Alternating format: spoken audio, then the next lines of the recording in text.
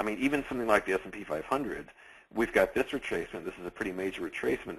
As you can see, it's not like these things are just whipping right around. It sort of goes above it and sort of goes below it, but it's kind of a helpful guide, and it does definitely tend to cling to these levels. So, for instance, during the very famous failed Head and Shoulders drop here, the fact that it was noodling around on that Fibonacci and just made an obscene gesture and moved higher shows that it wasn't about to fall past that the retracement level was more important than that particular pattern. And by the same token, it's gone up here and it's sort of sitting around. So if we look at, for example, EAT, Brinker International, we can zoom in. You can see the Fibonacci drawn from the top to the bottom, and it's bouncing like a ball on a racquetball court. I mean, look at this, just da-doing, da-doing, da-doing, and even the past couple of days, it almost to the penny, in fact, to the penny, it touched the tippy top of the 50% level and went zoop right back down here to the next level down. So this is very Fibonacci friendly and a very helpful guide. So anyway, next question.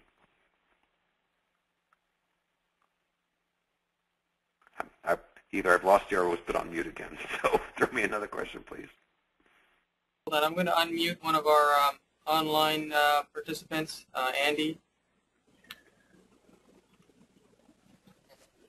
Andy, go ahead. Hi, Tim. Hi, Tim. Can you hear me okay? I can hear you just fine, Andy. I have a question for you about the candlestick pattern searches. Yes.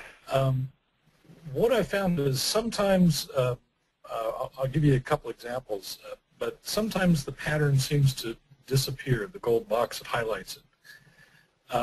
Two examples. KeyCorp, symbols KEY, had a bullish engulfing, excuse me, gosh, it was either bearish or bullish, I don't recall which, on 7/22. Okay.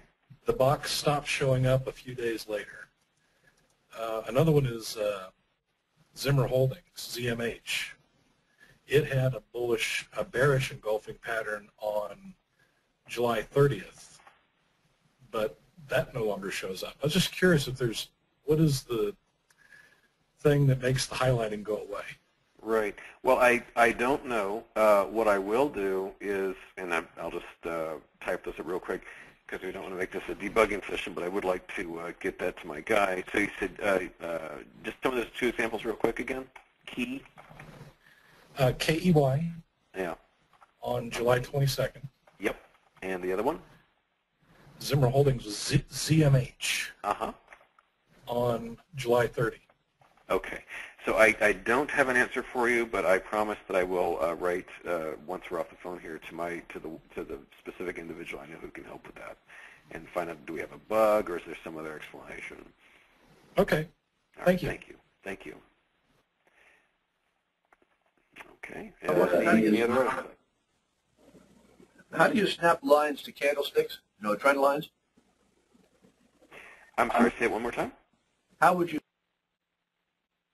candlesticks?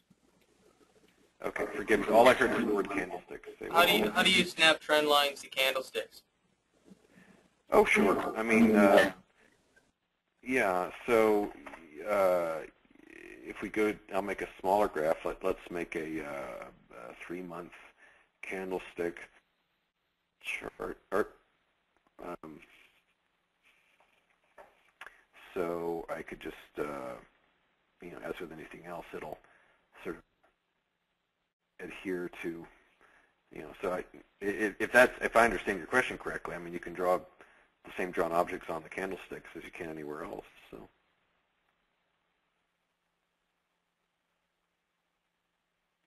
It's very quiet again, so I don't know if I answered your question. I mute us every time. Anyone in the room here have questions? Isn't there a setting to turn that feature on and off, the snap feature? Yes, there's so you go to chart settings, preferences, and the you see this checkbox here, snap to OHLC, that is open, high, low, close values during drawing. So you can turn that on and off. There's a number of very cool little items over in the preferences box, but that's what allows you. So if for whatever reason, I mean, I leave that on all the time, but if you didn't like that, then you know this is more free form you know. So yeah, you can turn that on and off to your liking. So, stock out of your watch list. I'm sorry, please repeat. How you delete stock out of your watch list? How do I do what to my watch list? How do you delete a stock out of your watch list? Oh, well, you just right-click on a particular item and you just say delete. You can also say tag, which will make it show up in bold. But usually right-clicking on any object allows you to do things to it. We even have, I didn't even mention this earlier, but we have the ability to have labels. So these are like little post-it notes you can put in here. So you can have any label you like on, so if you want to label stuff which is easy to short or things which are ultra bearish or bullish, that kind of thing, you can apply labels to these. So there's many dimensions you can apply to given symbols.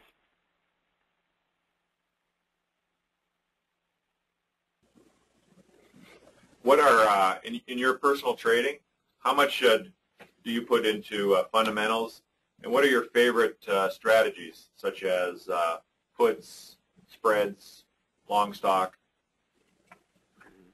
Okay. I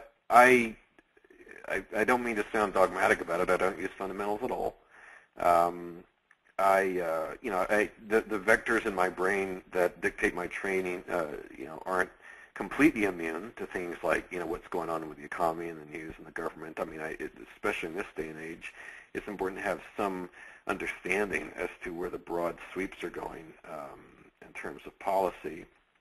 But I pay absolutely zero attention to fundamentals. As far as strategies go, as far as options, I am as simple as they come. I usually just buy puts or on occasion calls, but I just straight up directional plays.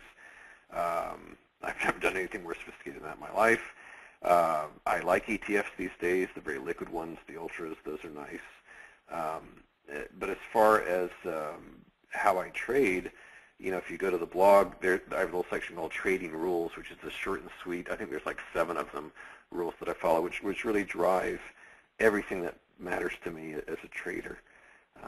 So I'm not trying to give you short shrift here, but I put a lot of thought into those rules, so you can just check those out, and that kind of shows what my philosophy is. Short term, then? I tend to trade as a swing trader, so my holding period is rarely more than a few weeks. Anyone else? Is it possible to specify a value on a horizontal line? In terms of just your pointer guide, or? Well, no, sometimes when I draw a horizontal line, it isn't exactly where I'd like it to be, and I wonder if I could just specify where I want it to be, like at 99.5. When I draw it, it might be 99.7 or something. Oh, I see. So you're talking about the horizontal tool, this thing?